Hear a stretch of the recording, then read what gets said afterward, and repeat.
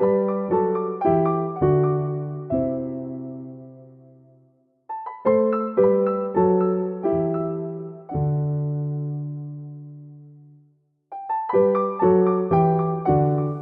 everyone, welcome back to part 3 of painting the fridge. And because I scraped off this part of the fridge, we're just starting with a time lapse. So nobody freak out. You will see this painted a couple times over. I can say I'm looking for warm as it's a bit lower. Like this is the inside of the fridge as it's closer to the ground. I mean, none of this is close to the ground, but that's why you see the pinks in the bottom, cooler up top. And that's generally the pattern that I did keep for most of that fridge. But at one point I added like melting ice and that just looked gruesome. I scraped that off. And then anyways, partly my confusion is that it's really the light is really changing a lot, which I mentioned. It was really, really stormy, so it was very dark, almost black in the kitchen. And then I had to go get my artificial light to simulate the window light. So because of that, I was really changing a lot of my lighting choices for the actual white part of the fridge, and it indeed did look different. I think I preferred it in my study where I had a bit of a lighter choice for the fridge. Anywho, okay, so now you're seeing me do some color mixing for the first time.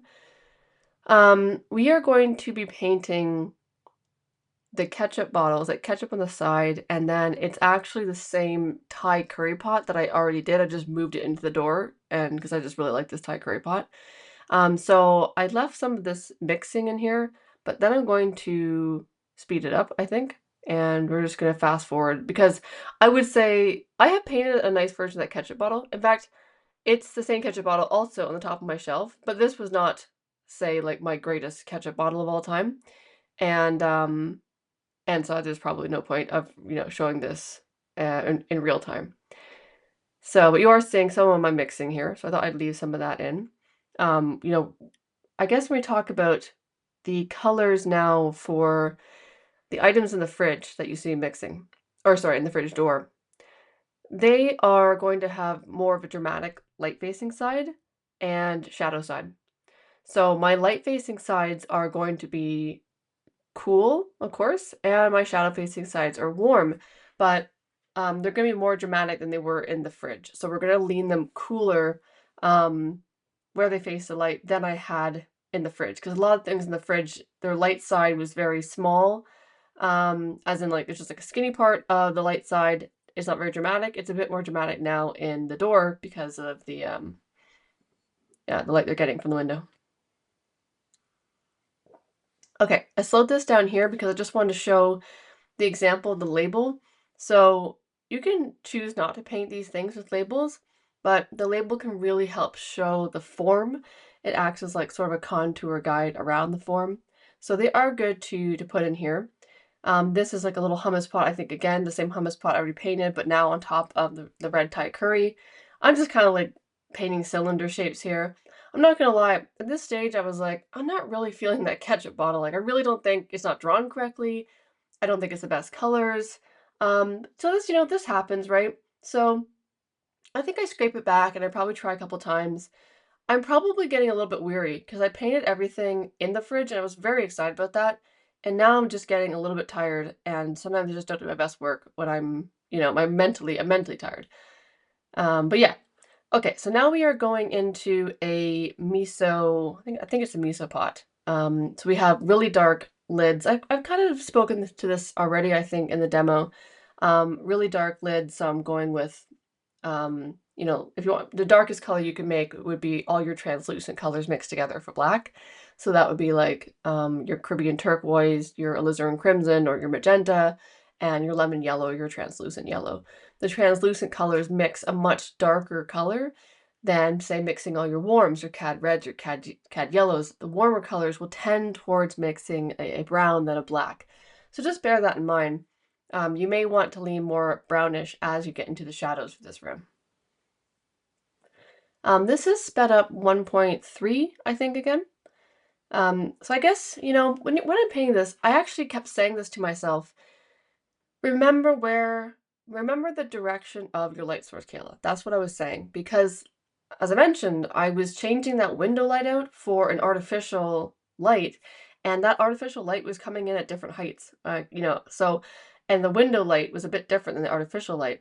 It's very important that you decide the direction of the light and not be a slave to what may be happening that day.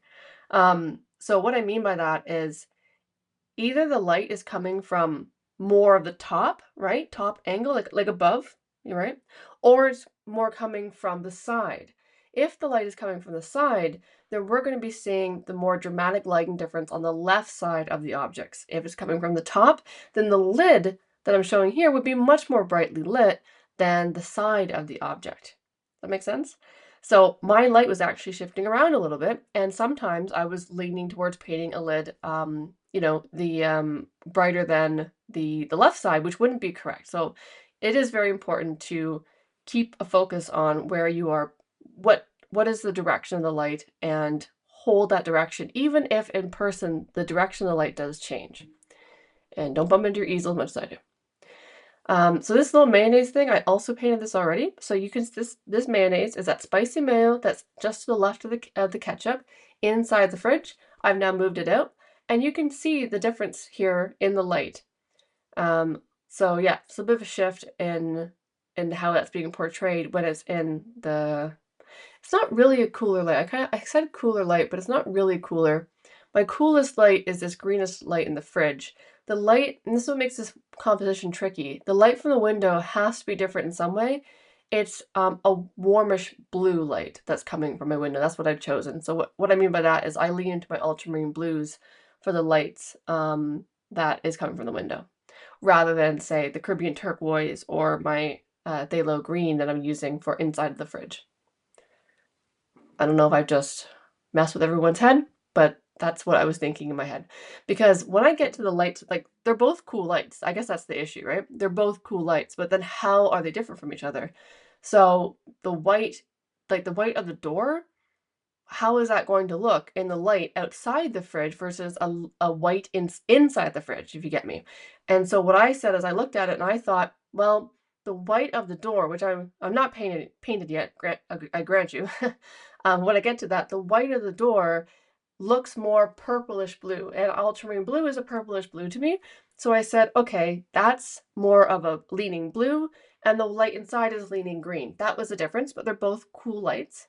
That's how I thought about it. And so when I'm painting the light sides of these objects, I'm keeping that in mind. That's how I'm differentiating things inside the fridge and outside the fridge.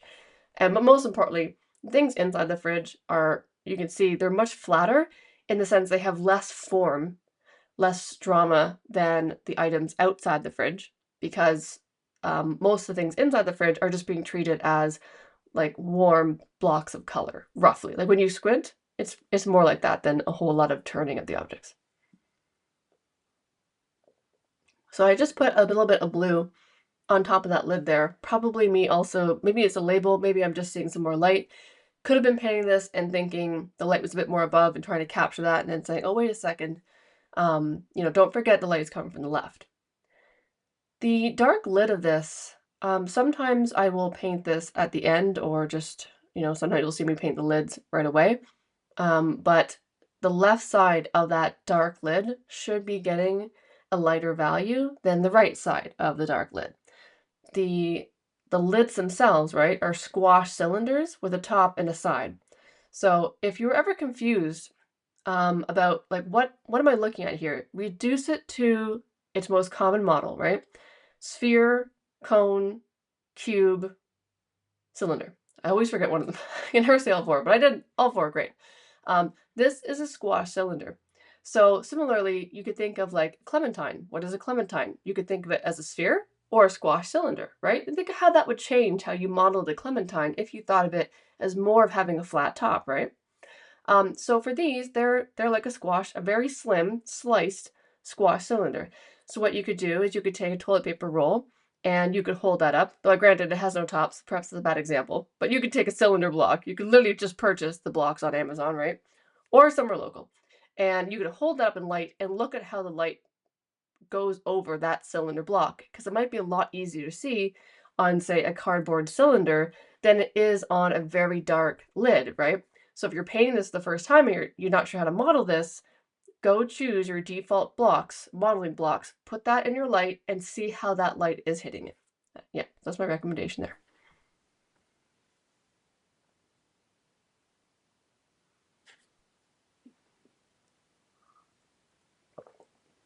And notice in the mayonnaise, it's like I said before, right? There's the light part of the mayo.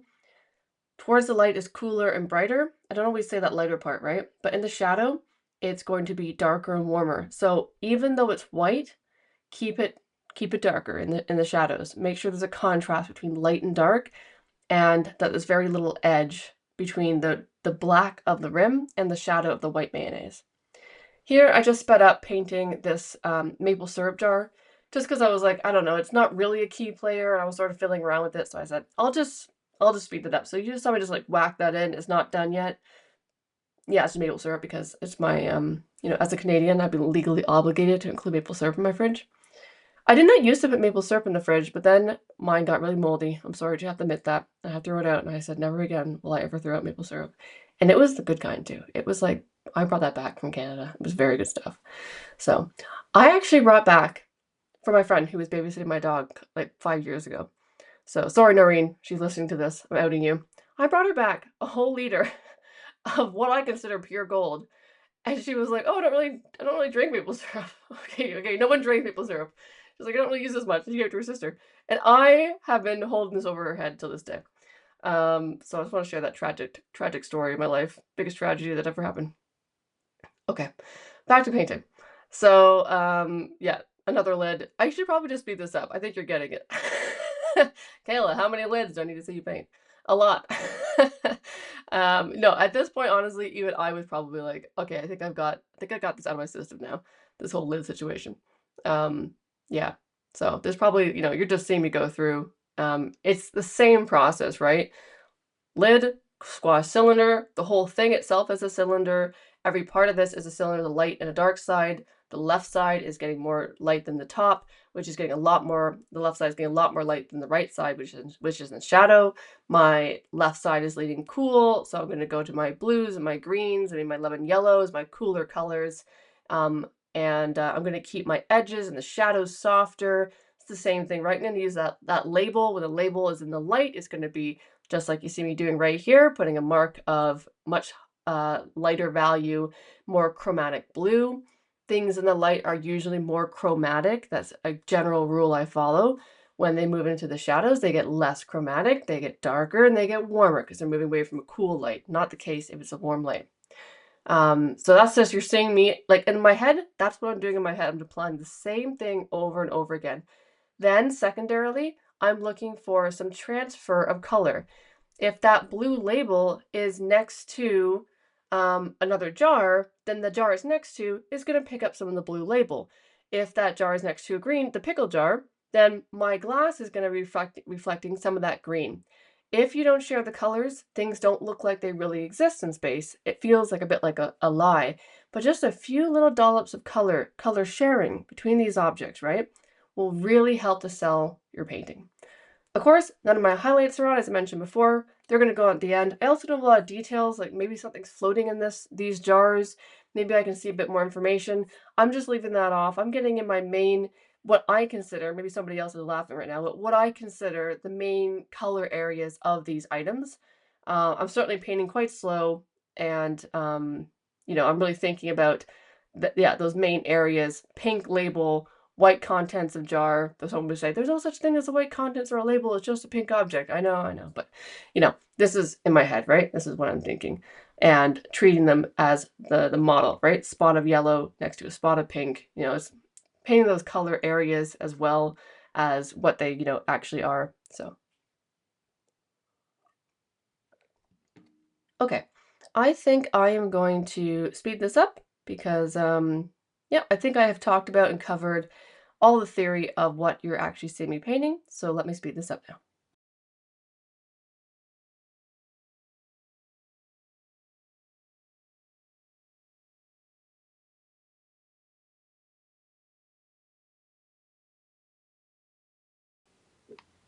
Okay, we are now going into the eggs, and I stopped it. We're at 2 times the speed now. I want to talk a bit about the eggs. They are a little bit different than everything, of course. They are not jars, so they are in fact different than other things that I have painted. You can treat the eggs here as a mass. So think of um, like a bundle of grapes, right? Of course, we can paint all the grapes together, but imagine you just had a bundle there. If you looked at the light falling across from it, you could probably treat the grapes as like a cone on their sides. Hopefully, you guys have an idea what I'm trying to describe, right? The grapes being like a cone on their sides, all the grapes on one side are in the shadow, all the grapes on the other side are in the light. And it's sort of a little bit similar with the eggs, though this probably is not the best example of that. But the eggs that are on the right side should probably be considered a bit more in the shadow. And in fact, I really like these eggs, so I'm doing too much detail. I'm going in and showing you the little crevice shadows between them. But, do feel free to simplify them when you have a lot of things like that, right?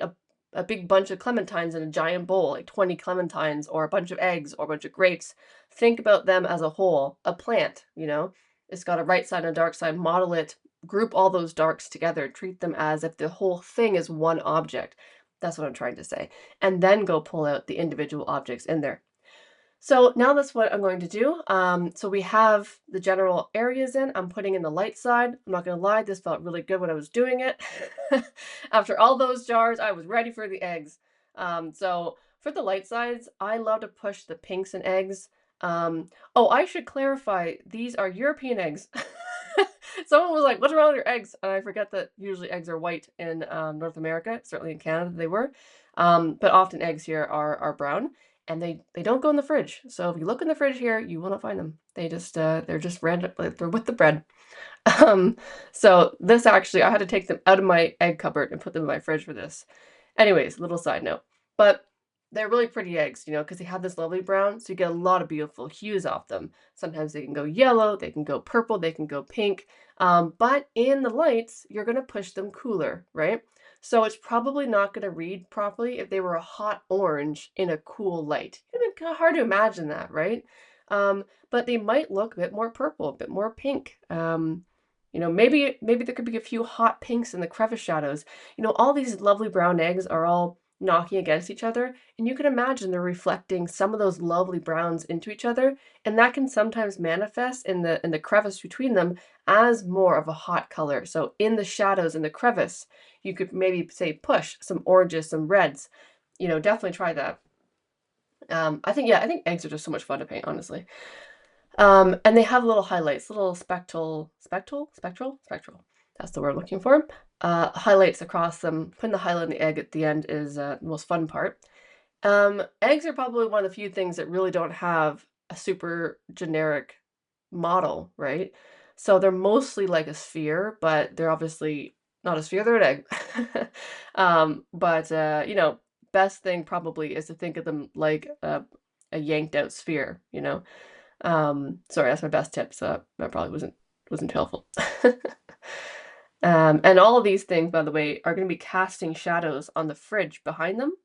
I haven't put those in yet. So I gotta be thinking of what color I'm gonna put all the cast shadows that they're all, the eggs and the jars and all of that be casting. Oh, I should mention here, some of those marks you just saw me make, those greens, that's me trying to make these things feel less flat. They're getting a cool light, and I'm like, I need to pump up some really cool colors into the light side of these objects, to make them, I just want them to make more sparkle, more sparkle. Now you're also seeing me add, this is not something I normally do. I'm having a lot more fun with color recently, and I'm adding just flares of purple into the shadows, like a rim light in the side of the shadows. I just felt like, again, the eggs, I wanted more dimension. It's like I wanted to yank the colors apart from each other. And so I put these splashes of purple, which I usually just reserve for the edges of my shadow, on the actual edges of the backside of these eggs. And honestly, I'm not even going to pretend that there's some scientific thing. I just looked at it and that's just what I felt. And I've just been trying to kind of go with that a bit more. I'm like, why not? It's my painting. It's a very sad life to have lived your whole life not putting the color you want to put on a painting. So you can never, there's no such thing as messing up a painting. That's like a new philosophy of mine. I mean, because that's like, you'd be afraid of just making mistakes in your painting. You can't make mistakes in your painting. This is your painting. There's no such thing as making a mistake in your painting. That probably doesn't make any sense at all. But I just think, go with what you want to do, throw the color in there. If it doesn't work, if you don't like it, scrape it off. Yeah, and then you maybe you look back on a year from now and you go, oh, I don't like that anymore. Now I want to have maybe much more traditional painting. That's okay. It's okay to grow and change your mind and figure things out. And I'm getting a little philosophical right now, but you know, I just sometimes I find I put myself like, or what I'm painting, I put it in like a box. This is what I've learned is okay. This is what I've learned is not okay. And I stick to these like rules that I have formulated in my mind because somebody said it once and it's been playing on repeat since then. And if you find the same thing, then I encourage you just to break out of that and take everything that I say as just an idea you can play with, or not. So, anyways, sorry for my little rant here. I really just want to encourage everyone to just you know, express yourself is what I'm basically saying. Okay. This is like a blue, I think it's onions, pickled onions. Husband hates them. I like them though, they're nice.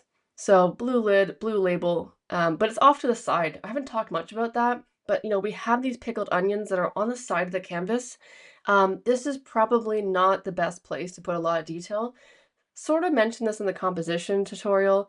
I don't want to be someone to be really focused on this jar. So if you've done like limited brushwork exercises, this might be a good opportunity to do it. I just need it to read properly. And not, like for instance, I'm probably not going to be writing out pickled onions on the label when it's going off the canvas. That's kind of what I mean. But that pickled onion thing, it's got a lot of blue. So might push some blues into those eggs. And those eggs should be pushing, at some point, some oranges into that, I think it's horseradish jar that are to the left of the eggs. And I think now what I'm doing is I'm just kind of going around, I'm just like looking at it. Sometimes things in my brain click at certain times. I got the eggs established, and I'm thinking the eggs are probably reflecting down. There you go. See that stroke I just did? I threw some of the orange into the horseradish because now I'm reflecting the colors off each other. The eggs are pushing down onto the lid of the mayonnaise jar, which I don't see in real life, but I felt like was needed when I was looking at this painting. And I'm going to throw some of the egg color into the horseradish jar. So yeah, I'm just kind of color sharing around here and, push something until it's too far and then roll it back. You don't really know what's too far until you go too far. So, I mean, no, don't do that for everything. I'm not legally liable. But in painting, I think that's true. Oh, I don't know what happened there. A little jumpy screen. Okay. I would probably say to myself, Kayla, that's a little bit too much information on the pickled onions. Let them go. Leave them alone. Okay, you can see I'm just like, I can't resist putting a light side. But you see that mark there? That was not needed. Maybe we agree, maybe we don't. That little mark on the left side of the cylinder, I don't think that was needed. That's just too much information. Now I'm looking at that pickled onion jar way too much, right? Better to have left that more flat, less form. Okay, so now you're seeing me mix up like a dull purple, right? And this is for the shelf. This is a confusing thing, this shelf. It's best looked at when you're squinting. When I'm there in real life and when I'm squinting at this, it's looking darker. It looks darker than the, say, white of the fridge, as in the actual white behind it. It's much darker than that. But it's lighter in the spaces where there's no container. So when like the containers or the jars come down, most of the time you see them become darker beneath the glass, if I'm making some sense, right? So I'm thinking dull purple, and maybe that purple is also changing as it travels horizontally across this. Maybe it is, right? And when I have the jars beneath the shelf surface or the eggs like this, right? I'm thinking darker and less saturated, and ideally not lining up. If you can picture that. So the edge of the shelf, where the shelf divides, and we see the eggs above the shelf and the eggs through the shelf. The the eggs themselves, the outline they make, shouldn't line up, because when we see through glass, in this case plastic, cheap fridge, we see a distortion of that line usually, right? So I'm kind of pushing that a little bit so that really, I wouldn't have to paint anything really much in this plastic shelf. If I just show the distortion of the actual objects, you would understand it to be looking through plastic or glass. Okay, so I think I'm happy with that first pass on the shelf. I do save this shelf has a little rib at the top. I do save that to the end because I'm going to hold a ruler up and do the top of the shelf when this is, like the next day when it's a little bit drier. Um, Now I need to do the fridge, the light of the fridge. Oh, sorry. Looks like I'm doing the shadows. Apologies. That mark I actually did, the blue above, that was the ultramarine blue plus white that I had mentioned earlier in this part three. And I'm putting it there as a reference. I'm like, okay, this is my light. Is that the light I'm going to use? Yes, it is. It's a purplish blue light, ultramarine blue. And now I'm looking at my shadows. And these shadows, I'm going to knock in usually a bit thinner. This is not thick shadow paint. This is going to be um, like 50-50 thinner, and I'm using solvent sol solvent-free fluid by Gamlin. That's what I'm using. So it's kind of 50-50, but honestly, the parts change. If I need it to be a bit more like in this case here, I'm probably adding a bit of solvent because I'm thinking, let's just whack those shadows in. I want them thin. I don't need luscious paint in the shadows.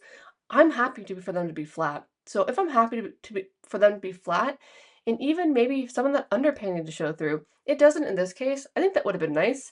Then I'm going to thin it out a bit more, or use a bristle brush. When you use a bristle brush, especially when it's thin with a bit of solvent, I do find that the bristles leave some of the paint beneath showing through, so it can create really nice textures, especially in the shadows, which sometimes look a bit flat. So, yeah, that's my tip there. Now, also, to make the shadows not flat is exactly what I'm doing here. Add some chroma around the edges. So you can, a little bit of a lighter color and higher chroma on the edges like this can help pop some fun into your shadows. And I definitely didn't see any of this in real life. Um, like I said, really dark, artificial light, was not really seeing a whole lot of fun. When I first was painting this in my study, and I saw, when I was particularly inspired. Sorry guys, I do mumble sometimes. I saw a lot of colors with that natural light, but this time I had to make them up myself because I kind of lost them, right? Okay, so now I'm carving into the shadows, redefining the edges, with that lovely ultramarine blue plus white, making those edges of the shadows soft. If the edges of the cast shadow are not soft, it's not really going to read like as much of a shadow as I want it to be. Um, if it was a hard shadow edge, it would read more like something in direct sunlight, I think. So, yeah. So yeah, just carving in here, redefine that shape. I'm really liking the shelf. I feel like the shelf, even it's not even done yet, and I'm like, that is a nice shelf. I always do this in Donkey's voice from Shrek. It is a nice boulder. I know there's not Eddie Murphy's voice, but it's a nice shelf. You're probably like, what do you mean? It's barely, it doesn't even look like a shelf to be, Caleb. But I just think the distortion of it and that the value of it next to the other objects is working. It's reading for me, I guess, is what I mean. So, this side of the door, you see I have that orange underpainting. At this point, I'm thinking, let's just leave that and see if I can get away with that lovely orange glow. Because you can never get it back, that sort of orange underpainting. Once you paint over it, it's gone. So, will it work or will it not really read right in the end? I think in the end, I had to tone it down with like a little bit of pinks. Um, but I guess for anyone who likes that effect, try leaving areas that you want to show through for as long as possible. You can always paint over them, at the end of your painting.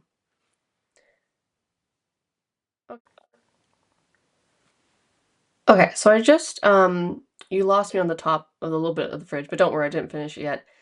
This stroke I'm putting in right now, a little bit bluer, but it's really like mushy. That's like the word for it.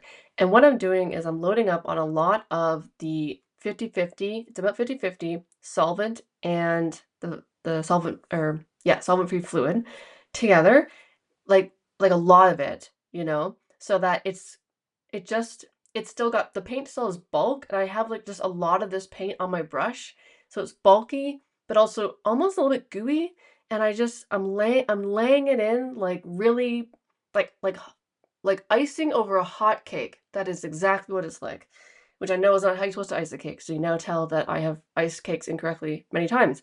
But that's how it's going on. Sometimes I want a different effect, you know? And sometimes I get trapped thinking, oh, the paint's always got to be thick, or it's always got to be juicy, or it's always got to be thin in certain areas. The best advice I can give you with painting is feel the paint, especially in oil paint, you know? Like that's why things aren't always the same. It's not always the same strategy, always the same stroke, right? There are broad there are broad guidelines that will certainly, inspire all of my paintings, but fundamentally, I have got to be feeling the paint. Okay, I know it sounds super wishy-washy, right? But it's like, do I like how that brushstroke goes down? Sometimes the brushstroke and the fluid and the brush and the paint that you used yesterday doesn't go on the same as today or the next day. It's weird, right? But things change with paint. Paint's got its own personality. It just decides what, oil paint has its own personality. So make sure that you like the brush stroke you're putting down. If you don't like putting it down with that brush and with that solvent-free gel or whatever it may be, adjust it so you do like it. And that's what I just think. When I like clued into that, not following a method or a technique, but thinking about how looking and feeling and thinking about how the paint is being put down yourself, right? Not what I'm doing, but what you're feeling and you're seeing. That's when you're really going to have a lot of fun when you're painting. Okay, and here's some of the rim that I'm putting on. Looks like I could not wait. I could not resist till the next day. Just had to get some of the highlights on.